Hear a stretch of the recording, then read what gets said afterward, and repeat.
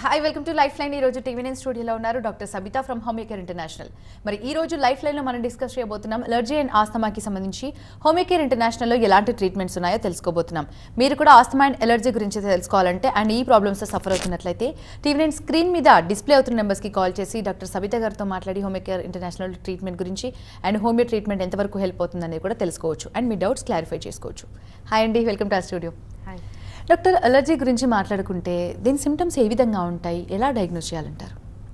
Allergy అనేది మెయిన్గా మనకి స్కిన్ మీద రావచ్చు, లేదా నాసల్ మ్యూకస్ అంటే ముక్కులో ఉన్నటువంటి మ్యూకస్ మెంబ్రెయిన్, కళ్ళల్లో ఉన్నటువంటి మ్యూకస్ మెంబ్రెయిన్కి ఎఫెక్ట్ అయినప్పుడు అక్కడ ఉన్నటువంటి సిమ్టమ్స్ డిఫరెంట్గా ఉండవచ్చు. సో స్కిన్ మీద వచ్చినటువంటి ఇచ్చి ర్యాష్ కానివ్వండి, లేదా కొంతమందిలో ఎరప్షన్స్ కానివ్వండి కనిపిస్తూ ఉంటాయి. అలాగే నాసల్ మ్యూకస్ అంటే చాలామందికి ఎలర్జీ అనేది నాసల్ మ్యూకాజలో రియాక్షన్ వచ్చే అవకాశం ఉంటుంది. పోలన్ సీజన్ కానివ్వండి, పెట్ డాండర్ వల్ల కానివ్వండి, డస్ట్ మైట్స్ వల్ల కానివ్వండి వచ్చేటువంటి ఎలర్జిక్ రియాక్షన్ వచ్చేసి మనకి నాజల్ రీజన్లో వస్తూ ఉంటుంది.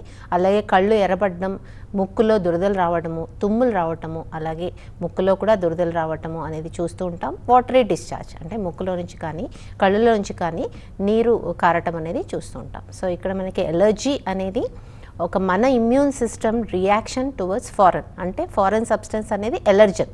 ఆ యొక్క ఎలర్జన్ ప్రతి ఒక్కరికి ఎలర్జీ కాకపోవచ్చు, కానీ ఆ యొక్క immune system of that person reaction towards the allergen. ఈ యొక్క రియాక్షన్ అనేది ఇమ్యూన్ సిస్టమ్ మనకు ఆ సబ్స్టెన్స్ని డేంజర్గా ఫీల్ అవుతూ యాంటీబాడీస్ని రిలీజ్ చేయడం జరుగుతుంది. హిస్టమిన్ని రిలీజ్ చేయడం వల్ల ఇమీడియట్గా ఫారెన్ సబ్స్టెన్స్ని మ్యూకోజా ఎన్గల్ఫ్ చేయటం వల్ల అక్కడ వాపుకు గురయ్యేటువంటి అవకాశం ఉంటుంది. కాలర్ లైన్లో ఉన్నారు డాక్టర్, కాల్ తీసుకుందాము. సూర్యాపేట నుంచి నారాయణ గారు, ప్రాబ్లం ఏంటో చెప్పండి డాక్టర్ గారికి. మేడం గారు నమస్కారం అండి. నమస్తే అండి. మా మేనకోడలికి ముక్కు దిబ్బడ, మార్నింగ్ ఎర్లీగా తుమ్ములు రావడం, మామూలుగా ఇల్లు మామూలుగా ఊడ్చినా సరే ఆ డస్ట్కి కొంచెం తుమ్ములు రావడం, జలుబు చేయడం బాగా డిస్టర్బ్ అవుతుంది మేడం. కొంచెం శ్వాస తీసుకోవడం కూడా ఇబ్బంది అవుతుంది. ఓకే, ఇది ఎలర్జిక్ రైనైటిస్ అంటామమ్మా. మెయిన్గా వచ్చేసి డస్ట్తో వస్తుంది అని చాలా క్లియర్గా చెప్తున్నారు. సో ఎలర్జిక్ రైనైటిస్కి హోమియోపతిలో చాలా మంచి పరిష్కారం ఉంది, పూర్తిగా తగ్గే అవకాశం ఉంటుంది. So very particular allergic rhinitis symptoms అంటే తుమ్ములు రావడం, ముక్కులు దిబ్బడ పడటం, అలాగే ముక్కులో నుంచి నీరు కారటం అనేది కొంతమందిలో ఈ యొక్క ఎలర్జిక్ రైనైటిస్ ఒకవేళ ట్రీట్మెంట్ తీసుకోకపోతే నెక్స్ట్ బ్రాంకైటిస్ అలాగే ఆస్తమా కూడా డెవలప్ అయ్యే అవకాశం ఉంటుంది.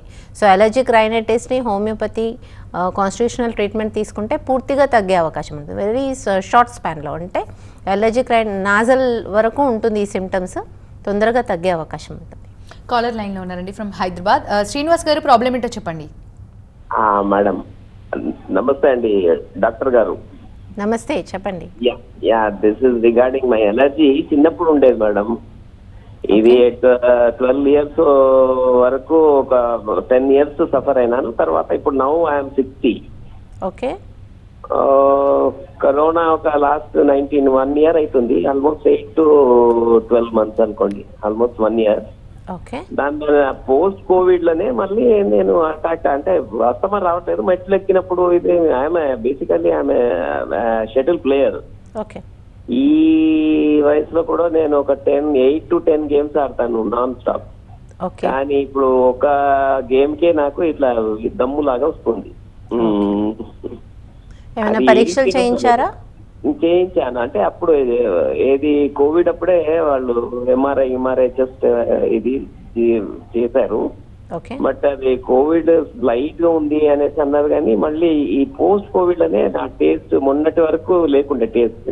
ఓకే, ఇప్పుడు ఈ బ్రీదింగ్ అంటే ఐ మీన్ ఇప్పుడు మామూలుగా రావట్లేదు, కానీ మెట్లు ఎక్కినప్పుడు ఒక గేమ్ ఆడినప్పుడు వస్తుంది. అది I'm very worried about that. దానికి ఏమన్నా ట్రీట్మెంట్ ఉందా? ఖచ్చితంగా ఉంది. పోస్ట్ కోవిడ్ సిమ్టమ్స్ అని చెప్తున్నారు. సిఓపిడి చేంజెస్ అయి ఉండవచ్చు. ఏజ్ ప్రాసెస్ అంటే 60 is not a big age. అంటే ఆ ఏజ్లో మీకు హార్ట్ ప్రాబ్లం కానివ్వండి, లంగ్స్లో ప్రాబ్లం కానివ్వండి వచ్చినప్పుడు ఆయాసం వచ్చే అవకాశం ఉంటుంది. సో ఇది లంగ్స్ వల్ల వస్తుందా లేదా హార్ట్లో చేంజెస్ ఏమైనా వచ్చాయా అనే దానికి 2 పరీక్షలు చేయించాల్సిన అవసరం ఉంటుంది. ఒకటి సిటీ చెస్ట్, అలాగే 2D ఈకో. ఈ 2 చేసినట్టయితే కనుక మీకు ఏ ప్రాబ్లం వల్ల ఈ బ్రెత్లెస్నెస్ వస్తుంది అనేది అర్థమవుతుంది.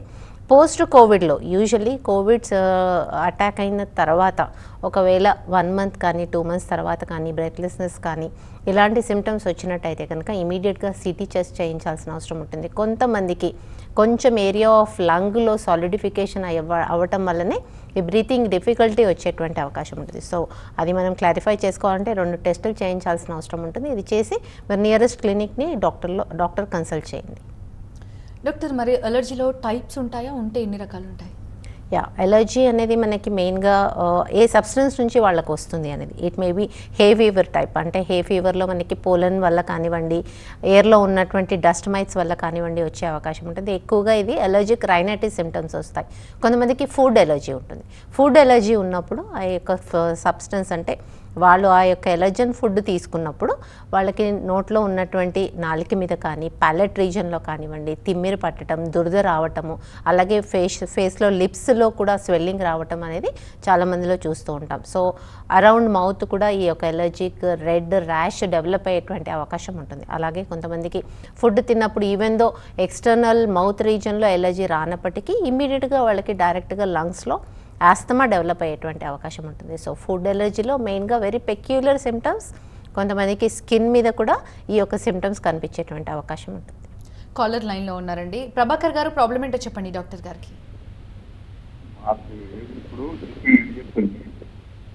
చెప్పండి ప్రభాకర్ గారు.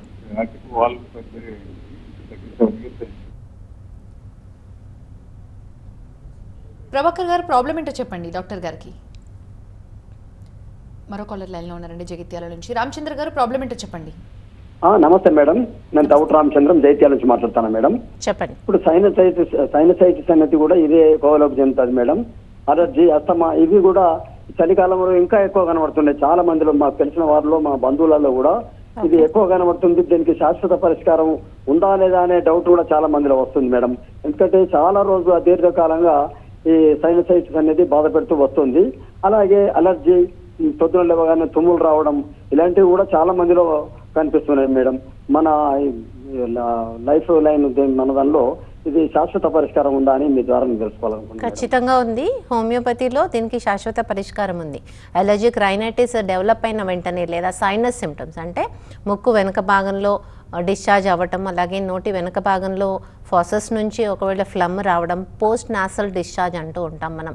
ఈ యొక్క సిమ్టమ్స్ కానీ, లేదా హెడ్ పెయిన్ అంటే వెరీ పర్టికులర్ పాయింటెడ్ రీజన్లో తలనొప్పి రావటము, కనుబొమ్మల పైన తలనొప్పి రావటం, లేదా చీక్స్ పైన నొప్పి రావటము, ఇలాంటివన్నీ కూడా సైనస్ సిమ్టమ్స్.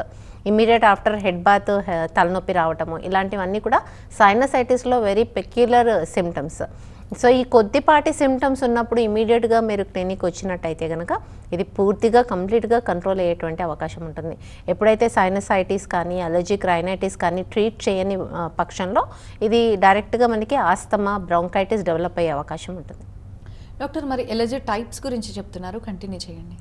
ఎలర్జీలో మనకు మెయిన్గా నాజల్ మ్యూకాజాలో వస్తే అది మనం హే ఫీవర్ అంటూ ఉంటాం. దాంట్లో ఫీవర్ కూడా వచ్చే అవకాశం ఉంటుంది. అలాగే గొంతు ప్రాంతంలో వచ్చినట్టయితే కనుక మనకి పోస్ట్ నాసల్ డిశ్చార్జ్, టాన్సిలైటిస్ ఇలాంటివి డెవలప్ అయ్యేటువంటి అవకాశం ఉంటుంది. సో ఎలర్జీ అనేది ఆ యొక్క immune response, histamine production, antibodies production అనేది డెవలప్ అవ్వడం వల్లనే ఈ యొక్క వాపుకు గురయ్యేటువంటి అవకాశం ఉంటుంది. రిపీటెడ్గా ఈ యొక్క ఎలర్జీ సిమ్టమ్స్ డెవలప్ అయిన వాళ్ళలో అడినాయిడ్స్ డెవలప్ అవ్వడం నాజల్ మ్యూకాజాలో, అలాగో పాలిప్స్ డెవలప్ అవ్వడం, టాన్సిలైటిస్ డెవలప్ అవ్వడం.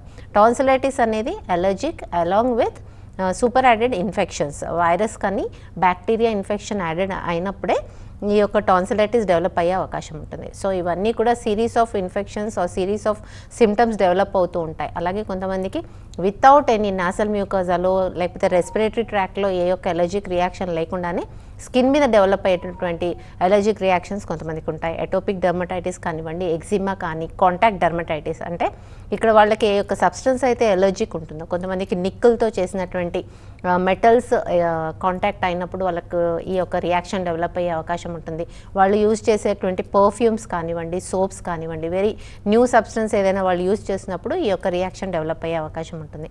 అలాగే ఫుడ్లో వచ్చేసి మనకి చాలా వెరీ కామన్ ఫుడ్స్ ఏవైతే మనకి ఎలర్జీ డెవలప్ అవుతూ ఉంటాయో అవి వచ్చేసి ఎగ్, మిల్క్, అలాగే peanuts, wheat, soya or shall fish or any sea foods. ఇవి చాలా రెగ్యులర్గా చాలామందికి ఎలర్జీ సిమ్టమ్స్ డెవలప్ అయ్యే అవకాశం ఉంటుంది. ఇది మనకు మెయిన్గా మౌత్ రీజన్లో కానీ ఆస్తమా డెవలప్ అవ్వడం కానీ, కొంతమందిలో స్కిన్ మీద రియాక్షన్ కానీ డెవలప్ అయ్యేటువంటి అవకాశం ఉంటుంది. సో నాట్ ఓన్లీ ఫుడ్, వాళ్ళు ఎక్స్పోజ్ అయినటువంటి పోలన్ లేదా any allergy perfumes, any smoke, అంటే వాళ్ళు ఏదైనా స్మోక్కి ఎక్స్పోజ్ అయినప్పుడు, అంటే చాలా మందిలో వెరీ కామన్ థింగ్ చేస్తూ ఉంటాం, కిచెన్లో వచ్చినటువంటి స్మోక్తో కూడా చాలా సివియర్ రియాక్షన్స్ అనేది కనిపిస్తుంటాయి. సో ఈ రియాక్షన్స్ అనేది, ఎలర్జిక్ రియాక్షన్స్ అనేవి మైల్డ్ టు సివియర్ ఉండే అవకాశం ఉంటుంది.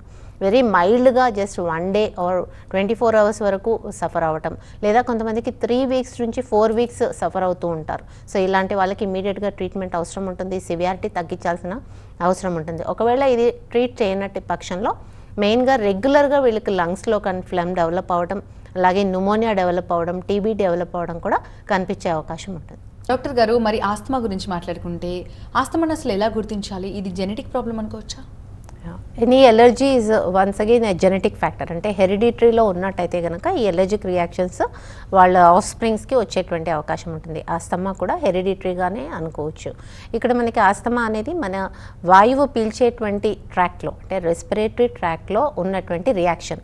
ఎలాగైతే మనకి నోటి భాగంలో లేదా ముక్కు భాగంలో ఉన్నటువంటి రియాక్షన్ ఈ యొక్క వాయువు వెళ్ళేటువంటి ప్రాంతంలో బ్రాంక్యూల్స్ దగ్గర కానివ్వండి, లంగ్స్లో ఉన్నటువంటి అల్వియోలై కూడా వాపుకు గురవటం వల్ల ఈ యొక్క ట్రాక్స్ అనేది చాలా చిన్నదిగా అయిపోవడం, దానివల్లనే బ్రీతింగ్ డిఫికల్టీ డెవలప్ అవుతూ ఉంటుంది. వాళ్ళకి ఎక్స్పిరేషన్ అనేది డిఫికల్టీ ఉంటుంది, అంటే గాలి బయటికి వదిలేటప్పుడు ఒక విధమైన సౌండ్ వస్తూ ఉంటుంది, దాన్ని మనం వీజ్ అంటూ ఉంటాం. సో ఒక డాక్టరు ఒకవేళ ఆస్తమా పేషెంట్ వచ్చినట్టయితే కనుక రెగ్యులర్గా వాళ్ళకి ఎలర్జీ కొంతమందికి వెరీ ఫ్యూ అవర్స్ ఉంటూ ఉంటుంది, కొంతమందికి డేస్ టు దగ్గర కూడా ఈ యొక్క రియాక్షన్ ఉండే అవకాశం ఉంటుంది. సో అలాంటి వాళ్ళల్లో సింపుల్ పాల్పిటేషన్తోనే పాల్పబుల్ స్ట్రెత్తోనే ఈ యొక్క ఆస్తమా ఉందా లేదా అనేది డిటెక్ట్ చేసే అవకాశం ఉంటుంది. సో వీజ్ అలాగే కాఫ్, ఇవి రెండు కూడా సిమ్టమ్స్ మనకి, అంటే ఎస్ఓబి షార్ట్నెస్ ఆఫ్ బ్రెత్ కానివ్వండి లేదా దగ్గుతో కానివ్వండి ఈ యొక్క ఆస్తమాని గుర్తించవచ్చు. అలాగే ఈ యొక్క ఆస్తమా అనేది ఎలర్జిక్ ఆస్తమా అయి ఉండవచ్చు, లేదా వేరే ప్రాబ్లమ్స్ వల్ల కూడా అయి ఉండవచ్చు. అంటే ఈ యొక్క ఇన్ఫెక్షన్ ఒకవేళ బ్రాంకియల్స్లో ఉన్నట్టయితే కనుక కొంతమందిలో దాన్ని కూడా మనము ఆస్తమానే గుర్తించవచ్చు, ఎందుకంటే అక్కడ కూడా సేమ్ సిమ్టమ్స్ డెవలప్ అయ్యే అవకాశం ఉంటుంది.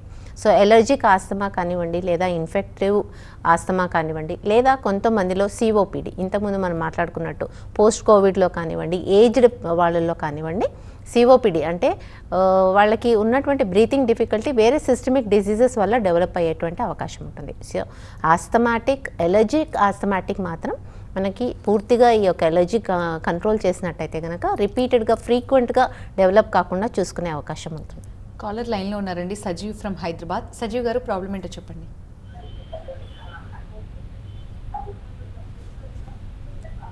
సజీవ్ గారు, ప్రాబ్లం ఏంటో చెప్పండి డాక్టర్ గారికి.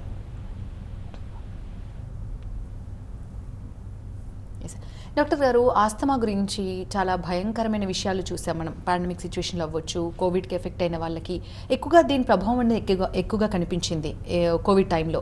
అండ్ ఇప్పుడు కూడా కోవిడ్ ఇంకా తగ్గలేదు కాబట్టి మరి ఆస్తమా పేషెంట్స్ ఎలాంటి కేర్ తీసుకోవాలంటారు? చాలా వరకు చూసిన కేసెస్లో ఆస్తమా కేసెస్ ఎక్కువగా సఫర్ అయిన వాళ్ళు ఉన్నారు. మరి అలాంటి వాళ్ళకి ఎలాంటి కేర్ అవసరం? Usually detection of symptoms at early stage. ఇక్కడ మనకి ఒకవేళ కోవిడ్ డెవలప్ అయినప్పటికీ అది ఎన్ని రోజుల్లో మనకి తగ్గుతోంది, ఆ ఇన్ఫెక్షన్ అనేది ఎంతవరకు వాళ్ళకి సివియర్గా పెరుగుతుంది అనేది క్షుణ్ణంగా చూసుకున్నట్టయితే కనుక సివియారిటీ ఆఫ్ కోవిడ్ కానివ్వండి, సివియారిటీ ఆఫ్ న్యూమోనియా, అంటే కోవిడ్లో మనకి న్యూమోనియా సిమ్టమ్స్ డెవలప్ అవుతున్నాయి. సో పార్ట్ ఆఫ్ లంగ్లో ఈ యొక్క ఒపాసిటీ అంటే థిక్ రీజన్ డెవలప్ అవటం వల్లనే ఆ యొక్క రీజన్లో రెస్పిరేషన్ అనేది జరగటం లేదు. సో ఈ యొక్క ప్రాబ్లం అనేది ఫీవర్తో డెవలప్ అయ్యేటువంటి అవకాశం ఉంటుంది. సో ఎనీ ఇన్ఫెక్షన్కి మనకు ఫీవర్ ఉండే అవకాశం ఉంటుంది. ఎప్పుడైతే ఫీవర్ ఎక్కువ రోజులు ఉన్నట్టయితే కనుక ఇన్ఫెక్షన్ ఎక్కువ రోజులుగా ఉన్నట్టే. అలాంటి కేసెస్లో మాత్రం ఇమీడియట్గా SpO2 చెక్ చేసుకోవడము, అలాగే సిటీ చెస్ట్ చేయటము, ఎంత రీజన్ అది ఎఫెక్ట్ అవుతుంది అని చూసుకోవడం అనేది చాలా ఇంపార్టెంట్. బట్ ఎలర్జిక్ ఆస్తమా ఉన్న వాళ్ళలో ఈ యొక్క కోవిడ్ సిమ్టమ్స్ కూడా ఎక్కువయ్యేటువంటి అవకాశం ఉంటుంది. సో వెరీ ఎర్లీ స్టేజెస్లో కొద్దిపాటిగా సివియారిటీ డెవలప్ అయిన వెంటనే ఒకవేళ ఈ యొక్క సివియారిటీని డిటెక్ట్ చేసినట్టయితే కనుక పూర్తిగా కంట్రోల్కి తీసుకొచ్చే అవకాశం ఉంటుంది. డాక్టర్, ఆస్తమా అనేది జెనెటిక్ ప్రాబ్లం అనుకుంటే అలాంటి పిల్లల పట్ల పేరెంట్స్ ఎలాంటి కేర్ తీసుకోవాలి? యూజువలీ ఆస్తమా అనేది ఎలర్జిక్ ఉంటుంది వెరీ ఎర్లీ స్టేజెస్, అంటే 5 years బిలో ఉన్నటువంటి కేసెస్లో కూడా ఇమ్యూనిటీ కూడా తక్కువే ఉంటుంది. అలాగే ఎలర్జిక్ రియాక్షన్ కూడా చాలా కొద్దిపాటి ఫుడ్ తీసుకున్నా కానీ, ఎలర్జిక్ సబ్స్టెన్సెస్ తీసుకున్నా కానీ, లేదా హ్యూమిడ్ వెదర్లో కానివ్వండి, ఈ యొక్క రెయినీ సీజన్లో కానివ్వండి, వాళ్ళకి ఎలర్జిక్ రియాక్షన్స్ కానివ్వండి, ఈ యొక్క ఇన్ఫెక్టివ్ ఆర్ స్వెల్లింగ్ అనేది, వాపు అనేది ఎక్కువ వచ్చే అవకాశం ఉంటుంది. సో అలాంటి వాళ్ళలో వాళ్ళు ఒకవేళ ట్రీట్మెంట్లో ఉన్నప్పటికీ ఈ యొక్క ఎక్స్పోజర్ టు అలర్జిక్ సబ్స్టెన్సెస్ అనేది తగ్గించాల్సిన అవసరం ఉంటుంది. పోలన్ ఎక్స్పోజర్ కానివ్వండి, లేదా డస్ట్ మైట్స్ ఎక్స్పోజర్ కానివ్వండి, వాళ్ళకి ఎలర్జీ ఉన్నటువంటి ఫుడ్ సబ్స్టెన్సెస్, పర్ఫ్యూమ్స్, స్మోక్ ఇలాంటివి ఎక్స్పోజర్ అనేది తగ్గించాల్సిన అవసరం ఎంతైనా ఉంటుంది. అలాగే ఎలర్జీ సిమ్టమ్స్ డెవలప్ అయిన వెంటనే ఫ్రీక్వెన్సీ ఆఫ్ సిమ్టమ్స్, అంటే ఎంత టైం వరకు ఈ యొక్క ప్రాబ్లం అనేది బేబీకి ఎఫెక్ట్ అవుతుంది అనేది చూసుకోవాల్సినటువంటి అవసరం ఉంటుంది. ఒకవేళ 2 days కంటే ఎక్కువగా వాళ్ళు ఎస్ఓబి అంటే షార్ట్నెస్ ఆఫ్ బ్రెత్ కానివ్వండి, కాఫ్ కానీ సఫర్ అవుతున్నట్టు ఉంటే కనుక ఖచ్చితంగా ఫిజిషియన్ అసిస్టెన్స్ తీసుకోవాల్సినటువంటి అవసరం ఉంటుంది. ఎంతవరకు ఈ ఎలర్జీ చైల్డ్కి ఎఫెక్ట్ అవుతుంది అనేది చూసుకోవాల్సినటువంటి అవసరం ఉంటుంది. అలాగే ఇమీడియట్గా హోమియోపతి ట్రీట్మెంట్ తీసుకున్నట్టయితే కనుక కాన్స్టిట్యూషనల్ ట్రీట్మెంట్ రిపీటెడ్గా వాళ్ళకి ఈ యొక్క ఆస్థమాటిక్ అలర్జిక్ రియాక్షన్ అనేది తగ్గించే అవకాశం ఉంటుంది. డాక్టర్, ఆస్తమా పేషెంట్స్కి హోమియోలో ట్రీట్మెంట్ తీసుకుంటే పర్మనెంట్ సొల్యూషన్ ఉంటుందా? ఖచ్చితంగా ఉంటుంది. మైల్డ్ టు సివియారిటీ కేసెస్ అని చెప్తూ ఉన్నాం. సో మైల్డ్ కేసెస్లో అయితే పూర్తిగా తగ్గే అవకాశం ఉంటుంది.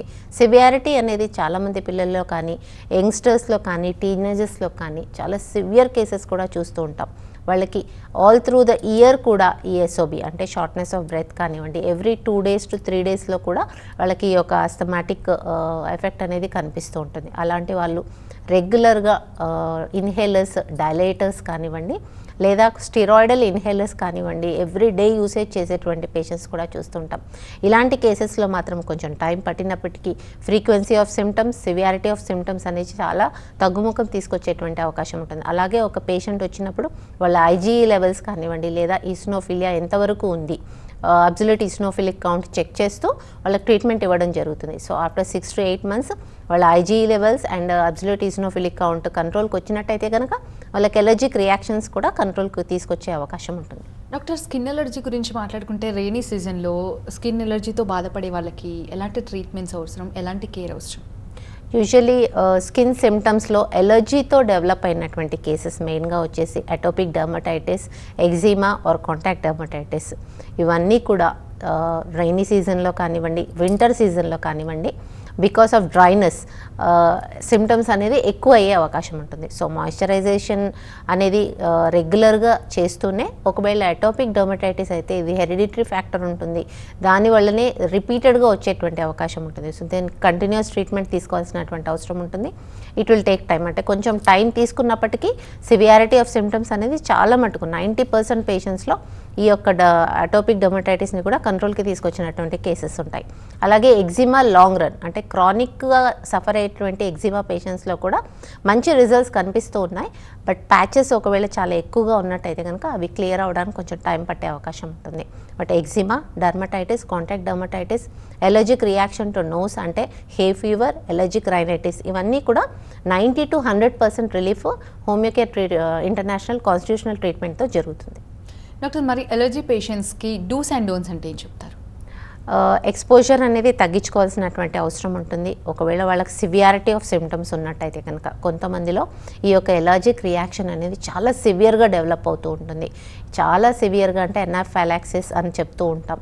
సో ఇక్కడ మనకి సివియారిటీగా ఉన్నటువంటి ఎలర్జిక్ రియాక్షన్ ఉన్న వాళ్ళు మాత్రం ఆ యొక్క ఎలర్జిక్ సబ్స్టెన్స్కి ఎక్స్పోజర్ అనేది తగ్గించాల్సినటువంటి అవకాశం చూడాల్సి ఉంటుంది. అలాగే కాంప్రహెన్సివ్ ఎలర్జీ టెస్ట్ అనేది సివియారిటీగా ఎలర్జిక్ రియాక్షన్ ఉన్న పేషెంట్స్లో చేపిస్తూ ఉంటాం. సో ఏ సబ్స్టెన్సెస్తో వాళ్ళకి ఎలర్జిక్ రియాక్షన్ ఉంది, వెరీ పెక్యులియర్, అంటే కొంతమందిలో అసలు ఏవీ రియాక్షన్ లేనటువంటి సబ్స్టెన్సెస్ కూడా వెరీ పెక్యులర్గా ఒక పర్సన్కి ఆ యొక్క ఎలర్జిక్ రియాక్షన్ డెవలప్ అవుతూ ఉన్నట్టు చూస్తూ ఉన్నాం.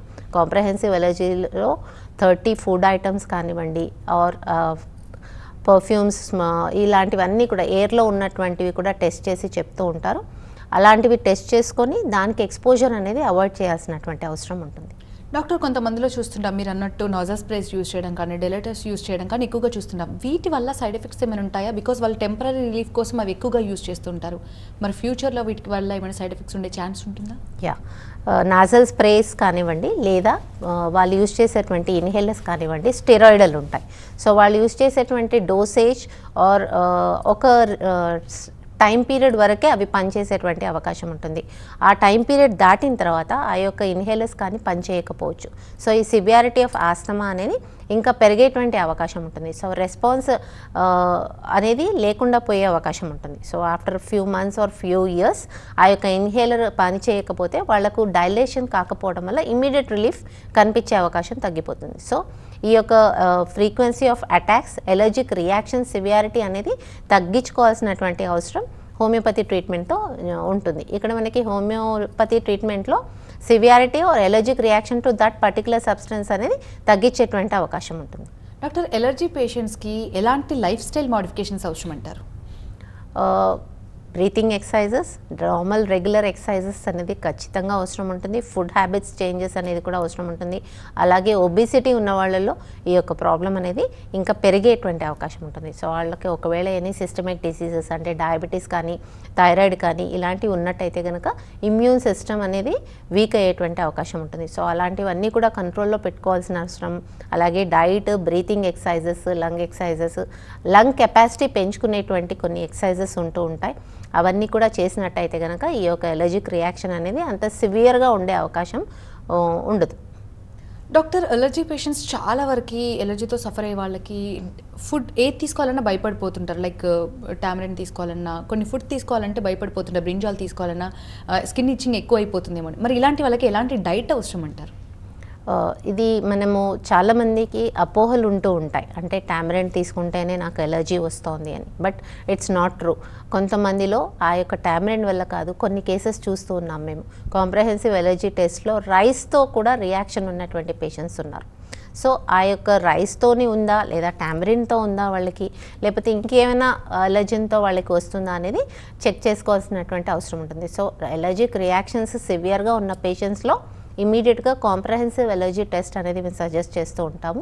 మైల్డ్ కేసెస్లో ఆ టెస్ట్ అనేది మేము ఎక్స్పోజ్ చేయకుండానే ట్రీట్మెంట్ ఇవ్వడం జరుగుతుంది. మైల్డ్ కేసెస్లో మనకు 95 to 100% పేషెంట్స్లో కంట్రోల్కి వచ్చే అవకాశం ఉంటుంది. బట్ సివియర్గా సఫర్ అవుతున్నటువంటి కేసెస్లో మాత్రం కాంప్రహెన్సివ్ ఎలర్జీ టెస్ట్ చేస్తూ, కొంతమందిలో బ్రెడ్ తింటే కూడా ఈస్ట్తో కూడా ఎలర్జీ ఉన్నటువంటి పేషెంట్స్ చూస్తూ ఉంటాం. సో ఈ యొక్క comprehensive allergy test very particular ఆ యొక్క పర్సన్కి ఏ యొక్క ఎలర్జన్తో వాళ్ళకి రియాక్షన్ వస్తుంది అనేది క్లియర్గా తెలుసుకునే అవకాశం ఉంటుంది. డాక్టర్, ఎలర్జీకి ఆస్తమాకి ఎలాంటి సిమ్టమ్స్, ఈ రెండింటికి ఎలాంటి సిమ్టమ్స్ కనిపించినప్పుడు డాక్టర్ని కన్సల్ట్ అవ్వాలంటారు? Yes, nice question. ఎందుకంటే అలర్జీతో బాధపడుతున్న వాళ్ళలో వెరీ మైల్డ్గా కూడా కొంతమందిలో ఉంటుంది. సో మైల్డ్ అంటే విత్ ఇన్ అవర్స్ వాళ్ళకి ఆర్టికేరియల్ రియాక్షన్ కానివ్వండి, లేదా ఆస్తమాలో డెవలప్ అయ్యేటువంటి సిమ్టమ్స్ కానివ్వండి, వెరీ షార్ట్ పీరియడ్లో సఫర్ అవుతూ ఉంటారు. బట్ 24 hours దాటిన తర్వాత కూడా, ఒకవేళ 36 hours 2 days తర్వాత కూడా వాళ్ళకి ఎలర్జిక్ రియాక్షన్ ఉన్నట్టయితే కనుక ఇమీడియట్గా ట్రీట్మెంట్ తీసుకోవాల్సినటువంటి అవసరం ఉంటుంది. అలాగే విత్ ఇన్ షార్ట్ స్పాన్ అంటే 2 to 3 hours కూడా ఎలర్జిక్ రియాక్షన్ సివియర్గా ఉన్నట్టయితే కనుక అగైన్ ఫిజిషియన్ అసిస్టెన్స్ అవసరం ఉంటుంది. ఒకవేళ ఆస్తమా పేషెంట్స్ ఒకవేళ వాళ్ళకి ఏమైనా హార్ట్ కంప్లైంట్స్, కార్డియాక్ కంప్లైంట్స్ ఉన్న వాళ్ళలో అయితే ఇమీడియట్గా ఫిజిషియన్ అసిస్టెన్స్ అవసరం ఉంటుంది. వెరీ మైల్డ్ సిమ్టమ్స్ ఉన్న వాళ్ళలోనే క్రానిక్గా ఒకవేళ ఫ్రీక్వెంట్ అటాక్స్ అంటే వెరీ రెగ్యులర్లీ ఎవ్రీ టూ డేస్కి కానీ వీక్లీ వన్స్ కానివ్వండి ఎలర్జిక్ రియాక్షన్ డెవలప్ అవుతుంది, లేదా షార్ట్నెస్ ఆఫ్ బ్రెత్ డెవలప్ అవుతుంది, వీజ్ అనేది వాళ్ళ పిల్లి కూతులు అంటూ ఉంటారు, అది కనిపిస్తూ ఉంది ఎవ్రీ వీక్ ఆర్ అలాంటి వాళ్ళలో కూడా ఇమీడియట్గా డాక్టర్ కన్సల్ట్ చేసుకోవాల్సినటువంటి అవసరం ఉంటుంది. డాక్టర్, మరి అడల్ట్స్కి ట్రీట్మెంట్ గురించి చెప్పారు హోమియోకేర్ ఇంటర్నేషనల్లో. మరి పిల్లల విషయంలో పిల్లలకి ఏ విధంగా ట్రీట్మెంట్స్ ఉన్నాయి? చాలా మంచి ట్రీట్మెంట్ ఉంది పిల్లల్లో. ఎందుకంటే పిల్లలకి డెవలప్ అయినటువంటి సిమ్టమ్స్ అనేది చాలా కొద్దిగా ఉన్నప్పటికీ, అంటే వాళ్ళకి maybe monthly once fever develop అవ్వడం, షార్ట్నెస్ ఆఫ్ బ్రెత్ డెవలప్ అవ్వడం, కాఫ్ డెవలప్ అవ్వడం ఉన్నప్పటికీ వాళ్ళ గ్రోత్ హ్యాపర్ అయ్యే అవకాశం ఉంటుంది. అంటే వాళ్ళు నార్మల్ హైట్, వాళ్ళకి ఏజ్ తగ్గట్టుగా హైట్ వెయిట్ డెవలప్ కాకుండా ఉండేటువంటి అవకాశం ఈ యొక్క ఆస్తమా ఉన్న పిల్లల్లో కనిపించేటువంటి అవకాశం ఉంటుంది. సో వాళ్ళు నార్మల్ వాళ్ళకి ఏజ్ తగ్గట్టుగా గ్రోత్ లేనప్పుడు ఈ ఆస్తమా అటాక్స్ అనేది రెగ్యులర్గా వస్తున్నట్టుగా మనం అర్థం చేసుకోవాల్సినటువంటి అవసరం ఉంటుంది. థైరాయిడ్ లెవెల్స్ కానీ హిమోగ్లోబిన్ లెవెల్స్ కానీ నార్మల్ ఉన్నప్పటికీ వాళ్ళ గ్రోత్ నార్మల్గా ఉండకపోవడం అనేది పిల్లల్లో చూస్తూ ఉంటాం. సో ఈ ఆస్తమా అనేది మైల్డ్గా ఉన్నప్పటికీ, ఎలర్జిక్ సిమ్టమ్స్ మైల్డ్గా ఉన్నప్పటికీ, రెగ్యులర్గా వాళ్ళు కాఫ్కి గురైనప్పటికీ ఈ యొక్క ట్రీట్మెంట్ అనేది మీరు కంటిన్యూస్గా తీసుకున్నట్టయితే కనుక ఫ్రీక్వెన్సీ ఆఫ్ అలర్జిక్ సిమ్టమ్స్ అనేది తగ్గించే అవకాశం ఉంటుంది. అలాగే గ్రోత్ని కూడా చాలా కరెక్ట్గా వాళ్ళకి న్యూట్రిషన్ అందే అవకాశం కూడా ఉంటుంది. Right, thank you doctor, thanks for being here. ఇది వాళ్ళ లైఫ్ లైన్. చూస్తూనే ఉండండి TV9.